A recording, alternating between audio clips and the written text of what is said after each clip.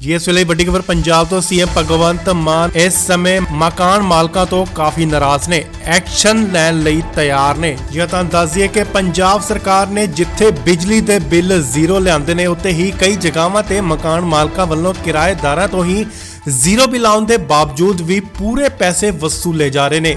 ਜਿਵੇਂ ਪੰਜਾਬ ਦੇ ਕਈ ਸ਼ਹਿਰਾਂ ਤੋਂ ਇਹ ਖਬਰਾਂ ਆਈਆਂ ਨੇ, ਸ਼ਿਕਾਇਤਾਂ ਆਈਆਂ ਨੇ ਕਿ ਉਹਨਾਂ ਤੋਂ ਬਿਜਲੀ ਦੇ ਜੋ ਬਿੱਲ ਨੇ ਉਹ ਪੂਰੇ ਵਸੂਲੇ ਜਾ ਰਹੇ ਨੇ। ਤਾਂ ਦੱਸ ਦਈਏ ਕਿ ਜਿਵੇਂ ਕਿ ਮੋਹਾਲੀ, ਪਟਿਆਲਾ, ਲੁਧਿਆਣਾ ਅਤੇ ਪੰਜਾਬ ਦੇ ਕਈ ਵੱਖ-ਵੱਖ ਸ਼ਹਿਰਾਂ ਦੇ ਵਿੱਚ ਸ਼ਿਕਾਇਤਾਂ ਦਰਜ ਕੀਤੀਆਂ ਗਈਆਂ ਨੇ। ਖਾਸ ਕਰ ਸਟੂਡੈਂਟਾਂ ਵੱਲੋਂ ਜੋ ਕਿ ਪੀਜੀ 'ਚ ਰਹਿੰਦੇ ਨੇ, ਉਹਨਾਂ ਵੱਲੋਂ ਇਹ ਸ਼ਿਕਾਇਤਾਂ ਜੋ ਹੈ ਉਹ ਰੱਖੀਆਂ ਗਈਆਂ ਨੇ, ਗੱਲਾਂ ਰੱਖੀਆਂ ਗਈਆਂ ਨੇ ਕਿ ਉਹਨਾਂ ਤੋਂ ਜ਼ੀਰੋ ਬਿੱਲ ਆਉਣ ਦੇ ਬਾਵਜੂਦ ਵੀ ਆਖਿਰ ਕਿਉਂ ਬਿਜਲੀ ਦੇ ਪੂਰੇ ਬਿੱਲ ਵਸੂਲੇ ਜਾ ਰਹੇ ਨੇ।